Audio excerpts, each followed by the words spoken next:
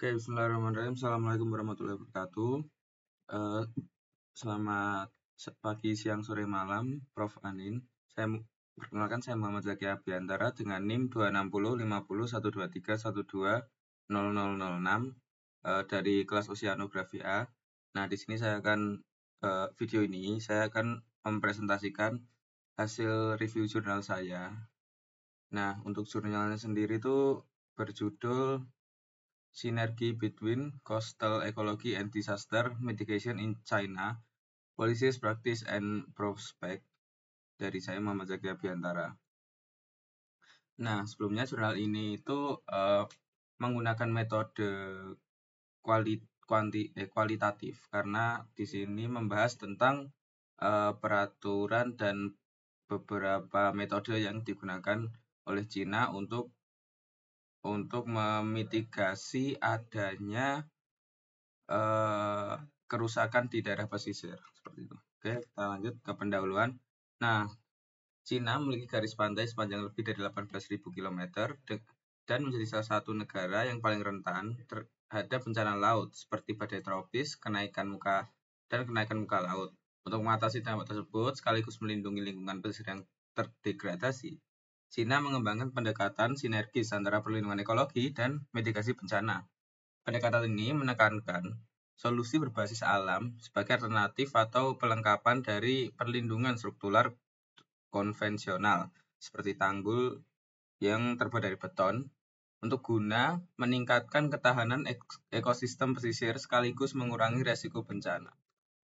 Lalu untuk metodenya sendiri ini bersifat tinjauan yang menggunakan metode kualitatif berbasis studi literatur. Penulis menganalisis berbagai kebijakan nasional, laporan kementerian, standar teknis, dan proyek restorasi lingkungan dari tahun 2012 sampai tahun 2022. Sumber data meliputi dokumen pemerintah, hasil evaluasi proyek, dan referensi akademik untuk membangun kerangka sinergi ekologi bencana secara sistematik. Penulis juga memaparkan kebijakan dan praktik dalam dekade terakhir yang bertujuan mengintegrasikan konservasi ekologi dengan pengurangan resiko bencana. Fokus utamanya ialah pendekatan berbasis alam atau nature-based solution yang diterapkan dalam bentuk proyek Blue Bay, restorasi hutan mangrove, zona merah ekologi laut, sistem ketua teluk, hingga manajemen menyeluruh laut buhay. Lalu, kita masuk ke hasil dan pembahasan.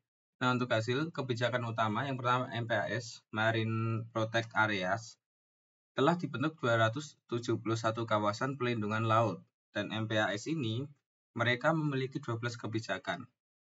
Yang kedua, ada Red Line System, zona ekologi penting yang tidak boleh direklamasi atau dikembangkan. Lalu ada Basis System, yaitu sistem kepemimpinan lintas sektor untuk mengatur kualitas lingkungan teluk. Nah, tujuan dari Basis System ini sendiri ialah mengidentifikasi dan mengontrol sumber polusi di teluk, meningkatkan kapasitas pemantauan dan peringatan dini untuk polusi darat masuk ke laut, mempromosikan tata kelola terpadu, dan perencanaan sumber daya berbasis darat laut. Lalu, yang terakhir mengoptimalkan tata ruang industri laut untuk pembangunan keberlanjutan. Nah, ini kebijakan Marine Protection Areas in China.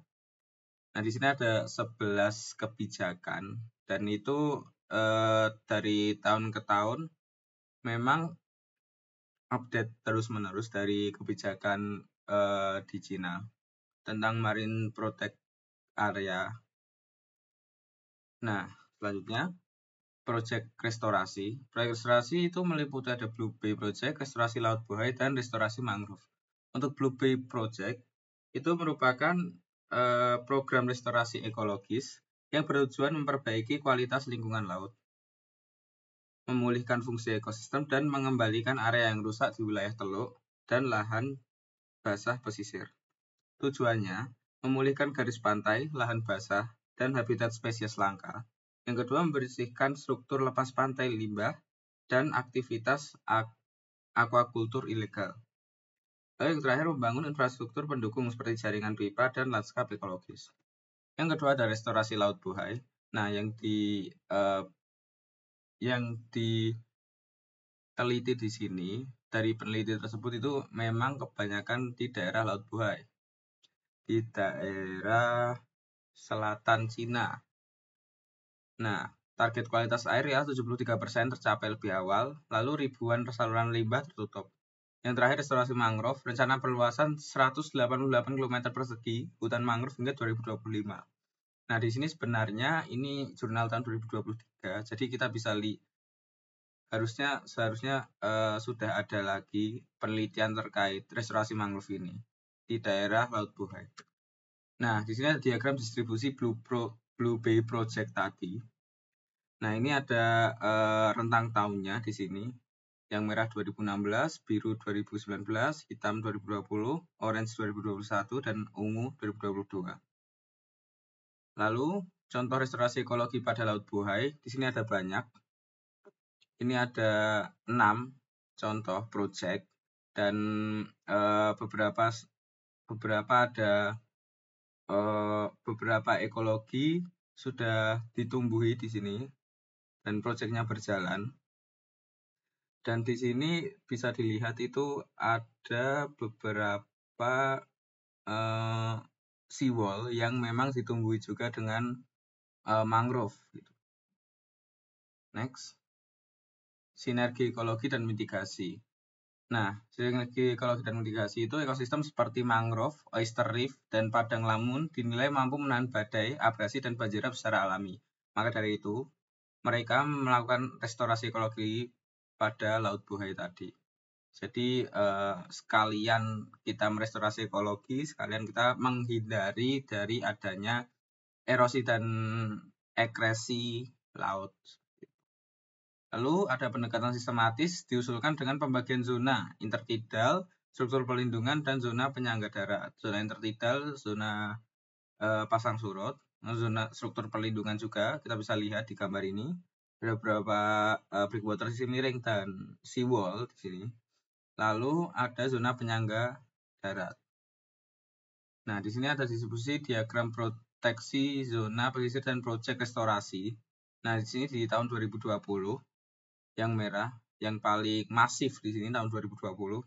Lalu ada tahun 2021 yang tidak terlalu masif dan 2022 yang tidak terlalu masif juga karena emang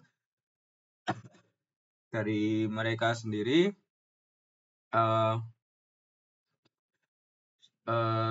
sudah mulai sadar dari tahun 2020 memang restorasi ekologi dan disertai dengan zona perlindungan, struktur perlindungan itu digencarkan di tahun 2020. Ini tidak hanya di Laut Bohai, tapi di Shanghai, ada Laut Cina Selatan juga, dan ada Nah, untuk kesimpulannya ialah Cina telah menunjukkan kemajuan signifikan dalam mengintegrasikan perlindungan ekologi dengan mitigasi bencana melalui pendekatan berbasis alam. Kebijakan inovatif dan proyek lapangan telah berhasil meningkatkan kualitas lingkungan pesisir dan ketahanan terhadap bencana. Meski demikian, tantangan masih ada seperti kebutuhan pengembangan teknologi, penguatan legislasi, dan peningkatan kesadaran masyarakat. Nah, ini yang penting yang terakhir. Studi ini mendorong pengembangan sistem perlindungan pesisir terpadu berbasis alam untuk menjawab tantangan perubahan iklim global. Nah, untuk referensinya ada Zheng et al. Tahun 2023 dengan jurnal Ocean and Coastal Management Q1. Nah, terima kasih. Mungkin itu dari saya cukupkan. Bila ada salah kata dari saya mohon maaf. Kurang lebihnya saya mohon maaf. Wabillahi taufiq wal hidayah. Wassalamualaikum warahmatullahi wabarakatuh. Terima kasih.